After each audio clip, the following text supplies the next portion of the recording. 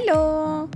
Today we're going to make potion, and because some of you requested it, we're going to make KEYCHAIN potion.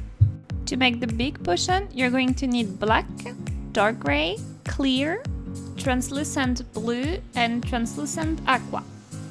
To make the small one, you're going to need the same color, except that instead of dark gray, you're going to need that kind of very light brown color. I think here it's a gold one I used. It doesn't really look like a gold color, but it's a light brown and it's what you need to make the top of the potion. So we're going to start by the big potion. While the potion is being created on the video, I wanted to take a minute to thank you all for all your suggestions. It sometimes takes a while before I make it, but don't worry, I keep them all on the side in a folder on my PC, and I will do the request as soon as I got the time and as soon as it's possible to make in a pixel. Sometimes it's quite challenging to make a picture in pixel art. So don't worry, if you made your request like maybe a few weeks or months ago and is not on the new video, don't worry, it still can be on the next one. I keep them all on the side. Now it's time to start the small potion. You will see at the end of the video, I've been doing some tests. I have tried to make the potion with glow-in-the-dark blue beads, but sadly I don't think it was looking that nice at the end. The color was way too light, so I haven't kept the one with glow-in-the-dark. I like better the bright blue one. Now you can stop here, or you can do a small modification to make it possible to make as a kitchen.